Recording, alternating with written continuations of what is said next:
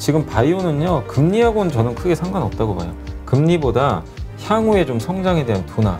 그럼 게임에서 가치는 줄지는 않는다고 저는 보고 있어요. 내가 갖고 있는 기업 있잖아요. 네. 그걸 한번 분해를 해보세요. 항상 내가 이길 수 있는 위치에서 투자를 하시고. 일단 NC소프트가 나왔는데 NC소프트 같은 경우는 뭐 지금 뭐 게임주들 많이 빠졌어요. 네, 많이 빠졌죠. 예, NC뿐만이 아니라 작년에 그 메타버스로 갔던 기업들이 있잖아요. 네. 이 기업들이 뭐 그냥 다 미국 증시 영향을 다 받은 거죠. 그래서 급락을 했는데 NC는 사실 별로 오른 것도 없어요. 오른 것도 없는 다시 원위치니까 하락의 위험성은 좀 제한적입니다. 오늘도 빠지진 않아요. 근데 이제 작년에 못 올랐기 때문에 그래요. 근데 이번에 지금 NC가 냈던 게임들이 리니지 W도 지금 여전히 1등하고 있거든요. 매출. 그러니까 숫자 같은 건 크게 문제될 건 없는데 지금 게임주를 바라보는 시각이 좀 차갑죠. 왜냐하면 지금 메타버스나 이런 NFT에 대해서 사람들이 환상을 가졌다가 이제는 이거 미국 금리도 올라가고 비트코인 급락하고 특히 NFT랑 연관된 게 이더리움이에요. 이더리움으로 결제를 하니까 그렇지. 이더리움이 폭락하면 NFT에도 영향을 주거든요. 그러다 보니까 지금 게임주들 전반적으로 안 좋은데 다만 이번에 마이크로소프트가 블리자드를 인수했잖아요. 그 게임 회사를 인수한 거예요. 그렇죠. 큰 금액을 주고. 그렇다는 얘기는 게임 회사가 필요하다는 거예요. 이 인터넷 기업들 입장에서. 왜냐하면 메타버스를 해야 되고 게임 인력이 필요한 거예요. 왜냐하면 고화질의 그래픽을 구현하는 인력이 필요하거든요. 메타버스를 하기 위해선. 그래서 시장은 계속 커질 수밖에 없어요. 그래서 NC는 그러니까 이거예요. 어떤 기업을 분석하든 다 똑같아요. 지금 물려 있다면 앞으로를 내가 봐야 되잖아요. 그렇죠. 이게 앞으로 더 안 좋아질까? 앞으로 내가 가져가야 될 뭐 희망이 있을까? 그 근거, 성장할 수 있는 그걸 냉정히 내가 판단을 해야 돼요. 근데 NC는 제가 설명드렸잖아요. 지금 이익은 나요. 매출 1위인 데다가 메타버스를 통해서 어쨌든 빅테크 기업들이 인수를 해요. 그럼 게임에서 가치는 줄지는 않는다고 저는 보고 있어요. 어느 시점에서 또 메타버스 게임들도 많이 나올 거고 작년에 너무 NFT로 그냥 너무 뜨거웠다가 데인 거죠. 근데 이런 성장 기조가 꺾였다고 보진 않아요. 금리 때문에. 그리고 실제 돈을 벌고 위험한 기업은 뭐냐면 돈을 못 버는 기업. 그렇죠. 성장주 중에서. 근데 NC는 돈은 잘 벌잖아요. 그래서 지금 여기서 좀 당연히 걱정되시고 힘드시겠지만 희망이 없는 기업이 아니잖아요. 이 논리에 동의를 하시면 조금만 더 인내심을 갖고 저는 보유하는 게 맞다라고 생각을 합니다. 네. 하여튼 힘들면은 왜 사람이 심리가 위축이 되고 그 만사가 귀찮고 오히려 자꾸 부정적인 생각이 들면서 이게 또 자꾸 커지거든. 네. 그러니까는 세상에 끝이 온 것 같은 느낌? 이러면서 이제 맞아요. 잘못된 결정 내리는데. 그러니까 저는 방금 제가 NC를 한번 설명을 해드렸지만 솔직히요. 지금 저도 당부드리고 싶은 얘기가 뭐냐면 지금 시장이 앞으로 어떻게 될 것 같습니다. 오를 겁니다. 그거는 솔직히 아무도 못 맞히고요. 여러분들한테 지금 당장 별 도움이 안 돼요. 누가 점쟁이가 되겠어요. 2,600 갑니다. 아닙니다. 내일 당장 다시 2,900 회복합니다. 그거 아무 필요 없는 얘기예요. 그러니까 차라리 이런 거를 그러니까 아까 제가 NC 설명드린 것처럼 내가 갖고 있는 기업 있잖아요. 네. 그걸 한번 분해를 해보세요. 나는 지금 이 기업을 내가 어떻게 평가하고 있나. 예, 거기에 대한 만약에 여러분들이 아까 NC 설명해 드린 것처럼 3개월, 6개월, 9개월 아니 뭔가 기댈 언덕이 있어요. 예, 그럼 그냥 버티는 거예요. 예, 버티면 되고 기댈 언덕이 없어요. 여전히 비싼 거 같고 그러면요 진짜 냉정하게 그냥 자르세요. 잘라서 기대할 수 있는 그러니까 자기 포트에도 여러 기업이 있잖아요. 글로 옮겨가면 돼요. 더. 그러니까 그걸 더 고민하는 게 진짜 지금은 맞는 것 같아요. 지수가 이제 오릅니다. 내립니다. 이거에 대해서 고민하는 것보다는 지금 상황에서 지수 오른다 내린다가 사실 당장은 의미가 없잖아요. 그렇죠. 그래서 그걸 좀 한번 고민해보는 것도 좋을 것 같아요. 그런 고민을 할 때 이게 사람들은 아무래도 이렇게 우리가 좀 결정장애 같은 게 있잖아요. 네. 누구나 다. 그러니까 내가 어려운 결정, 거긴 또 책임도 따르고 그러니까 잘 못 내리거든. 그러니까 이제 누가 그렇대 그냥 쉽게 거기에 동조를 하는 거지. 네. 근데 그거보다는 이럴 때는 정말 양쪽 사이드의 의견을 들어보고 자신이 스스로 생각해서 나는 이렇게 생각이 돼라고 하고 스스로 결정을 내리는 습관. 네. 그러면 그 다음에 벌어진 일들이 결국은 또 도움이 되는데 내 생각과 이 시장의 반응이 이렇게 다르구나. 이렇게 맞구나. 이런 걸 통해서 공부가 되는데 자꾸 다른 사람의 결정에 의존하고 따라가다 보면은 내가 없어지니까. 네, 맞습니다. 그런 좀 필요하지 않을까 싶어요. 네. 자, SK도 한번 볼까요? SK도 마찬가지예요. 지금 뭐 SK도 많이 빠졌지만 지주사들은 우리나라에서는 되게 인정을 좀 못 받잖아요. 전반적으로. 그래서 SK도 이것도 지금 이렇게 이제 거의 지난 저점까지 왔거든요. 여기 보시면은 지난 이제 10월달, 11월달에 저점까지 내려와서 굉장히 싼 건 사실이고요. SK가 투자형 지주회사로 많이 전환하기 위해서 최태원 회장도 굉장히 그런 걸 신경 쓰는 것 같고, 뭐 여러 가지 첨단 소재, 반도체, 2차 전지 소재, 친환경, 바이오 사업도 하잖아요. 그 SK 그렇죠. 팜테코가 나스닥 상장할 준비를 하고 있는 것 같아요. 내년 정도에. 그래서 이거는 기업 가치가 올라가는 좋은 어떤 이벤트들이 줄줄이 대기하고 있어요. 근데 지주 사고 시장 안 좋다 보니까 흘러내리는 거죠. 근데 뚜렷한 악재는 없습니다. 그리고 올해 지주사에서 어떤 그 유한타의 최남곤 애널리스트가 그 보고서를 쓴 거 아직도 기억나는 게, 올해 SK가 만약에 주가가 못 올라가잖아요. 지주사 주가는 다 못 간대요. 투자형 지주사의 대표 주자이기 때문에. 근데 왜 그런 보고서를 썼냐면, 올해는 지금 아까 제가 포스코 물적 분할 얘기도 했지만, 그렇죠. 분할, 그러니까 자회사가 우리나라에 상장을 하면 디스카운트 들어가잖아요, 할인이. 그래서 할인을 많이 받는 건데, 지주사가 대표 주자잖아요, 그런 것들에. 자회사 자꾸 상장을 하니까. 근데 그런 것들에 대해서 제동을 걸어주면, 아니면 자회사 상장할 때 모회사 주주한테 주식을 나눠준다거나 이런 것들을 지금 고려하고 있잖아요, 실제. 이런 게 진짜로 행해지잖아요. 그럼 지주사가 할인받던 게 없어져 버려요, 조금씩. 그럼 주가는 자연스럽게 올라갑니다. 저는 한번 그걸 기대하고 있거든요. 저도 올해 그게 안 되면 힘들어요, 솔직히. 올해 해야 됩니다, 무조건. 그렇죠. 그래서 올해 지주사 올라가는 거는 지주사 보유하신 분들의 문제가 아니라 우리나라 전체 장기 투자한테도 정말 의미가 있어요. 지주사 주가가 회복이 돼야 그게 되는 거잖아요. 그러면 한국 주식시장도 재평가를 받을 수가 있는 거거든요. 그래서 저는 올해 한번 SK도 투자를 안 하시는 분들이라도 한번 주목을 해보시면서 대응하시면 될 것 같아요. 그래서 지금 주가에서 이 회사를 시장 때문에 지금 빠진 거잖아요. 그렇죠. 그거 말고는 팔 이유가 저는 전혀 없다, 이렇게 좀 보고 있습니다. 네.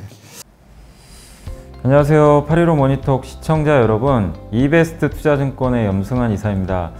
2022년도 주식시장 전망과 투자 방향이 담긴 요약집을 제가 직접 작성하였으니 새로운 투자를 준비하시는 마음으로 꼭 한번 읽어보시기 바랍니다. 신규 발간된 2022 트렌드 요약집을 받을 수 있는 방법을 알려드릴게요. 요약집은 이베스트 투자증권 계좌를 처음 만드신 신규 고객님이라면 누구나 신청 가능합니다. 계좌 개설하는 방법 안내해 드릴게요. 먼저 플레이스토어, 앱스토어에서 이베스트 모바일 앱을 설치하신 후 다이렉트 계좌 개설을 진행하시기 바랍니다. 계좌 개설 시 개설점은 반드시 다이렉트로 선택하셔야 합니다. 마지막으로 이벤트 코드란에 815를 입력하시면 이벤트 신청이 완료됩니다. 이벤트 신청 고객님께는 요약집뿐만이 아니라 주식 투자 시 바로 사용 가능한 주식 상품권 5,000원권도 저희가 입금해 드리니 참여하셔서 혜택 모두 꼭 받아가셨으면 좋겠습니다. 2022년 주식시장 전망과 메가 트렌드 산업 내용, 주식 트렌드 요약집에서 꼭 확인해 보세요.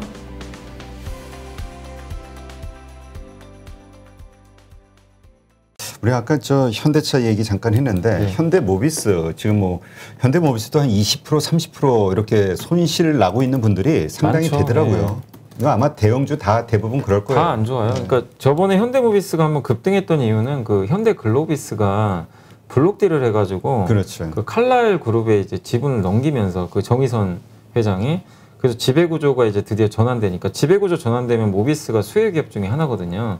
그래서 이제 올라갔다가 그 다음에 4분기 실적 안 좋다, 반도체 공급 아직 안 된다, 증시 급락한다, 이게 이제 겹쳐서 빠지는 거예요. 그렇지. 그래서 지금 다시 내려온 거고, 시장이 지금 이 상황에서 올라갈 수는 없지만 반도체 공급 부족 이슈는 올해 분명히 어느 시점에서 분명히 해결이 되겠죠. 그리고 지배구조 전환은 시작이 됐어요. 이거 자체는 모비스한테 나쁜 그림은 아니거든요. 그래서 모비스도 지금 이 주가에선 너무 여기서 염려하지 말자. 그리고 저는 모비스를 제가 지금 좋다가 아니라요, 장기적으로 몇 년 후까지 왜 좋게 보냐면, 현대차 기아의 그 지금 앞으로의 전략은 그거잖아요. 수소차도 만들지만 전기차. 근데 전기차의 핵심이 뭐죠? 이 GMP 플랫폼. 플랫폼이 뭐냐면 밑에 스케이트보드예요. 이 밑에 이제 아래 들어가는 거기에 배터리 들어가고 그 조립해서 이제 해놓은 건데 거기다가 위에 껍데기만 딱 얹으면 전기차가 만들어져요. 그 플랫폼을 만드는 회사가 모비스입니다. 그러니까 모비스는 현대차, 기아에 다 납품을 해요. 그렇죠. 이게 없으면 안 돼요. 그래서 전동화 부품 대표 기업이고 이제 직접 모든 걸 다 조립을 하잖아요. 근데 여기서 끝나는 게 아니라 이게 어느 정도 성과 나오잖아요. 다른 전 세계 완성차 업체에도 수출할 수도 있어요. 그냥 수출해주면 되거든요. 만들어서 넘기면 되는 거니까. 그래서 충분한 저는 모멘텀을 갖고 있다고 봅니다. 전동화, 그러니까 전기차 시장이 되면요, 이런 전동화 부품을 만드는 회사가 정말 중요해져요. 아무나 만드는 게 아니거든요. 그렇죠. 그래서 핵심 부품을 만들기 때문에 오히려 장기적으로 현대차나 기아보다 더 좋을 수도 있어요. 근데 지금은 실적이 더 안 좋아요. 이게 공급이 안 되니까 반도체 공급이. 그렇죠. 그러니까 부품사로 부품사가 더 안 엮이니까. 좋아요. 예, 지금 당장은. 근데 저는 좀 큰 그림을 말씀드린 거예요. 큰 그림에서는 오히려 더 좋을 수가 있다고 보고 있기 때문에 지금 너무 괴로워하지 마시고 크게 보시고 좀 이겨내죠. 사실 이게 완성차라도 좀 가주면 다행인데 지금 완성차도 안 가니까 같이 빠지는 거예요. 현대차마저도 지금 흘러내리잖아요. 그래서 조금 인내심을 갖고 지켜보시면 좋겠습니다. 예. 네. 지금 그러니까 우리가 관점을 내가 트레이딩을 할 생각이냐, 네, 장기 맞습니다. 투자를 그러니까 이게 딱 다른 거잖아요, 관점이. 다른 거죠. 예. 근데 지금 이제 우리 염사님이 얘기하시는 거는 이건 펀더멘탈에 대한 이야기니까 네. 이건 중장기적으로 이게 그러니까 내가 트레이딩을 해요. 예를 들면 나는 모비스를 트레이딩 하려고 들어갔어요. 그러면 지금 갖고 계시면 안 되죠. 트레이딩은 단기 트레이딩 하는 거거든요. 그렇죠. 수익이 나든 손실이 나든 빨리빨리 정리를 하셔야 돼요. 근데 트레이딩 하신 분이 예를 들면 SK를 아직도 들고 계시고 현대모비스 아니면 NC소프트 이렇게 많이 빠진 기업들을 들고 있을 이유가 없어요. 근데 그게 아니라 펀더멘털을 보고 장기 투자하시는 분들은 그냥 이겨내야죠. 뭐. 예, 견디셔야 돼요. 그러니까 약간 내가 하는 스타일에 따라 다르니까 그거는 좀 거기에 맞게 대응을 해주시면 좋을 것 같습니다. 네. 지금 SK 바이오사이언스에 대해서 이야기가 나왔는데 근데 사실 SK 바이오사이언스만이 아니라 지금 바이오주들 많이 너무 안 좋아요. 예. 근데 이걸 어떻게 봐야 되냐? 왜냐면 금리 인상이니까 사실 바이오주 같은 경우는 실적이 아직은 좀 보이지 않잖아요. 기대감으로 네. 올라가고 있는 거니까. 근데 이제 바이오사이언스는 좀 다른 게 신약 개발하는 회사는 아니거든요. 그렇죠. 그리고 그 코로나19 대표 수혜주잖아요. 그 어떻게 보면 이제 백신 때문에. 근데 그 사이클이 작년에 나왔잖아요. 작년에 델타 변이 나오면서 이제 이때 주가가 14만 원에 있다가 36만 원이면 몇 배 갔죠. 2배 넘게 갔어요. 이때 그냥 다 반영을 해버린 거예요.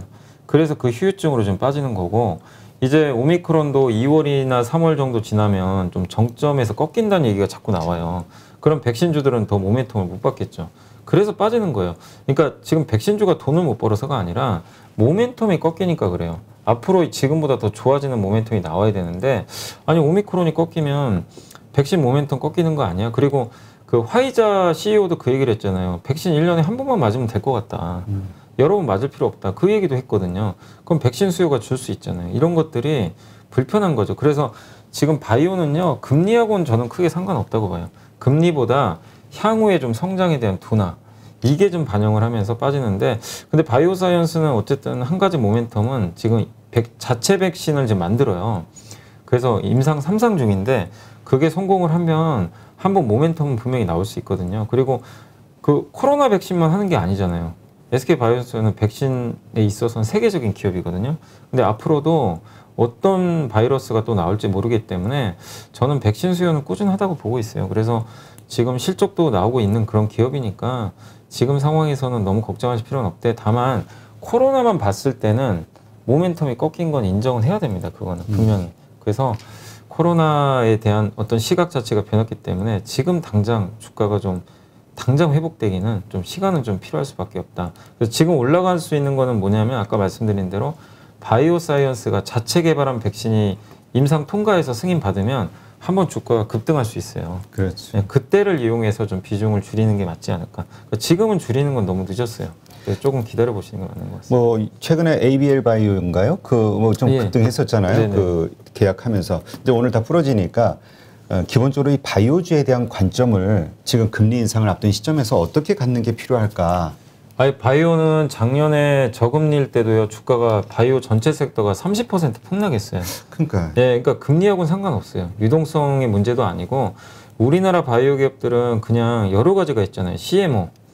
그다음에 또 신약 개발, 그냥 일반적인 우리 그 제약사들 있죠. 이런 것들로 여러 가지로 나눌 수가 있는데 제일 어려운 게 신약 개발이에요. 그건 맞출 방법이 없어요. 얼마 전에 매드팩토가 한번 그 임상 시험 하려다가 실패는 아니고요. 임상 시험 하겠다고 신고서를 냈어요. 식약처에서 하지 말라 그랬어요. 반려했어요. 이거 그러니까 매드팩토가 만드는 그 신약 이름이 벡토선입이라고 있어요. 그게 뭐 하는 거냐면 이제 신약인데 그 머크가 만들었던 항암제가 있어요. 그 머크가 만든 키트루다. 이거라 병용을 하면 된대요. 병용을 같이 해서 임상을 하기로 낸 건데 그게 뭐냐면 비소세포 폐암 치료제라고 비소가 뭐냐면 소가 작은 거잖아요. 비가 안일비. 작지 않은 폐암 세포예요. 그게 전체 폐암의 80%래요. 그거 치료하는 이제 치료제인데 이미 키트루다 혼자서 해가지고 효능을 입증을 했나 봐요. 근데 이제 식약처 입장은 그거예요. 야, 굳이 키트루다 혼자 해도 되는데 뭐하러 병용을 하냐. 그게 의미가 있어? 이거를 증명해달라는 거예요. 반려시켜 버렸어요. 그 주가 폭락한 거예요. 그래서 대장암은 그거 효능이 있나 봐요. 같이 하는 게 대장암 쪽은. 근데 그러니까 폐암 치료제는 크게 의미가 없을 수 있다. 그러면 이거를 매드팩토가 증명을 해서 다시 신청을 해줘야 돼요. 그 시간이 걸리잖아요. 그러니까 무슨 얘기냐면 너무 어려워요. 신약 개발하는 회사들은 임상에 대한 리스크가 너무나 어렵고 지난주에 안트로젠이 줄기세포 임상 실패했다는 뉴스 터져가지고 하한가 간 거예요. 오늘도 폭락을 해요. 이러니 누가 바이오를 투자하겠어요. 신약 개발. 근데 ABR 바이오는 좋은 데이터 나와서 급등했잖아요. 그러니까 진짜 무슨 얘기냐면 뭐 아니면 도예요. 그렇죠. 그러니까 우리가 맞출 방법이 없어요. 그래서 신약 개발하는 회사들은 원금의 10에서 5% 이하로만 가볍게 투자하셔야 돼요. 진짜 어떻게 될지 모릅니다. 그리고 백신은 모멘텀은 꺾였지만 돈은 벌어요. 그 정도만큼 위험하진 않아요. 다만 주가는 좀 지지부진할 수 있다는 거. 그거고 그리고 마지막으로 백신 말고 그 일반 제약사들 있죠. 이 병원에서 처방의약품 만들어주는 네. 그 회사들은 오미크론 완화되면 수혜주예요. 왜냐면 사람들이 이제 병원 갈 거 아니에요. 그렇죠. 예, 위드 코로나 수혜주들은 그쪽이거든요. 그럼 내가 만약에 제약바이오를 하고 싶다. 그러면 처방의약품 비중이 높은 그냥 돈 버는 회사들 있죠. 옛날부터 신약 개발보다 그런 쪽에 관련된 기업들로 지금은 저는 오히려 투자를 해야 될 때가 아닌가. 그 기업들도 같이 빠져 있거든요. 그렇게 한번 선택을 해볼 필요가 있다. 그래서 그냥 금리보다는 제약바이오도 그 안에서 한번 잘 골라보자. 저는 그렇게 좀 말씀을 드리겠습니다. 네. 지금 그 공장 화재 때문에도 또 악재가 터지면서 에코프로비엠 그 뭐 고점 논란도 물론 있었습니다만 지금이 과도한 하락 아니냐 이렇게 보시는 분도 있어요. 근데 또 고점이라고 생각. 작년에 좋았던 주식이 올해도 좋을 수 있겠냐 이렇게 보시는 분도 있고. 이게 화재 사고만 놓고 보면요 너무 염려할 그런 악재는 아니에요. 왜냐하면 핵심 공장이 아니에요. 포항이 전기차용 공장이에요. 근데 여기 오창 공장은 어디냐면은 그 일반 소형 간조 우리 그 전동공구 있잖아요. 거기에 배터리 다 들어가잖아요. 뭐 아니면 그 진공청소기 거기 들어가는 배터리의 양극재 만드는 공장이 여기 있는 거예요. 이번에 화재 사고가 난. 그래서 생산 중단에 들어간 건 맞는데 시간이 걸리겠지만 기업의 그 이익에 큰 타격은 안 줍니다. 근데 만약에 포항 공장에서 화재 사고 났으면 굉장한 데미지가 되겠죠. 그렇죠. 그거는 전기차가 더 중요하니까. 그래서 화재 사고만 놓고 봤을 때는 염려할 필요 없는데 제가 염려되는 건 뭐냐면 지금 월봉 차트 보세요. 이게 2년 전에 지금 정확히 2년 전이죠. 얼마였죠? 44,000원. 얼마 전에 57만 원 갔어요. 몇 배 올랐어요? 10배 올랐어요. 이렇게 10배 오른 기업이 올해 많이 갈 수 있을까요? 쉽지 않아요. 이미 시세가 낮기 때문에. 그래서 저는 화재 사고에 초점을 맞추지 마시고 이건 극복을 하겠죠. 중요한 거는 지난 2년 동안 10배 올랐다는 주가 부담이 있어요. 그래서 거기다 금리 올라가면 어떻게 될 거예요? 성장주 할인해버리잖아요. 그래서 에코프로비엠은 저는 상반기의 주가 상승은 솔직히 쉽지 않다고 보고 있어요. 저 개인적으로는 여기서 더 빠진다가 아니라 이런 모습이 나올 것 같아요. 예를 들면 이렇게 왔다 갔다 하겠죠. 당분간. 그러니까 옆으로 갈 것 같아요. 그냥 지지부진한 상태로. 그리고 하반기에 다시 이게 연준의 긴축 사이클이 조금 완화되고 그 성장주가 달리는 시점이 한번 올 거예요. 예, 그렇죠. 저는 온다고 봐요. 그럼 그때 다시 레벨업 돼요. 그때를 노려보세요. 근데 지금은 주가는 좀 당분간 부진할 수밖에 없다. 이 말씀을 꼭 드리고 싶고. 더 올라간다 하더라도 조정 지금은 횡보의 기간이 필요하다. 횡보의 기간이 몇 달은 좀 필요하다. 왜냐하면 이거 10배 올랐는데 여기서 또 2배 가는 건 쉽지가 않아요. 지금 상황에서. 그리고 하나 더 말씀드리고 싶은 건 아까 효성 TNC 이 기업도 화재 사고 났잖아요. 그렇죠. 그래서 얘도 빠지는데 이 회사 이번에 화재 사고 난 공장은 나일론 공장이래요. 스판덱스가 이 회사는 핵심이에요. 근데 나일론은 핵심은 아니에요. 적자 사업부래요. 그래서 거기에 화재 사고가 좀 났는데 물론 영향은 주겠지만 이것도 똑같아요. 핵심 사업부는 아니에요. 그쪽에. 그래서 영향은 좀 제한적일 수 있으니까 화재 사고 때문에 효성 TNC를 지금 매도할 필요는 저는 없다. 그리고 효성 TNC는 지금 한번 보실래요? 이것도 주가 보실래요? 10배 올랐어요. 그러니까 여러분들이 주가 10배 오른 기업은 웬만하면 사지 마세요. 고점에서. 아무리 좋아도 이 효성 TNC가 10배 오르고 어떻게 됐습니까? 지금 주가 정확히 반토막 났어요. 지금은 팔 필요 없죠. 절반이 빠졌으니까. 근데 뭐 화재 사고나 이런 것들 때문에 여기서 정리를 하시거나 그러진 마시고 조금 기다려 보시다 분명히 반등 나올 거예요. 다만 너무 이렇게 월봉에서 많이 오른 거는 앞으로 좀 투자하실 때 꼭 주의를 해 주셨으면 좋을 것 같습니다. 우리 작년에도 계속 방송하면서 그 얘기했었는데 추격 매수는 좀 하지 자제하자. 말자고. 예. 왜냐하면 주린이들 입장에서 추격 매수를 할 때는 자기 생각과 다른 어떤 그 손실이 났을 때는 네. 빠르게 손절하고 나와야 되는데 우리 못 안 하거든 돼요. 손절이. 예. 그리고 그때만 해도 온갖 좋은 뉴스가 계속 나올 때예요. 그리고 왜 못 파냐면요. 저 고점에서 사잖아요. 바로 안 무너지고요. 무너졌다 또 수익을 줘요. 한 번씩. 그러면 또 기다리면 또 올라가겠지. 그러다가 결국엔 무너질 때 손절 못하고 굉장히 큰 손실을 보는 경우가 많은데 항상 내가 이길 수 있는 위치에서 투자를 하시고 이렇게 올라간 기업에서 만약에 내가 여기서 사잖아요. 결코 많은 수익을 낼 수는 없어요. 남들이 관심 없을 때 투자해야 수익이 많이 나는 거지. 여기는 이미 다 알고 있잖아요. 스판덱스 좋다는 거. 그러면 남들이 다 아는 것도 나도 아는데 투자 수익률 내기가 굉장히 어려워져요. 그래서 항상 큰 시세는요. 남이 모를 때나 소외받고 있을 때 그럴 때 그걸 사라는 게 아니라 그런 기업을 분석을 한 다음에 무슨 모멘텀이 생길 때 이제 주가가 시세가 나거든요. 그렇죠. 그럴 때 적극적으로 들어가면 돼요. 근데 이 효성 TNC만 해도 이미 시세가 많이 났고 에코프로비엠 누구나 좋은 거 알잖아요. 너무 좋은 회사잖아요. 근데 왜 못 가겠어요? 주가에 대한 부담감 때문에. 그렇죠. 많이 올랐으니까. 그 타이밍도 진짜 중요한 거니까 꼭 월봉 차트 보시면서 투자하시면 좋을 것 같아요. 네, 알겠습니다.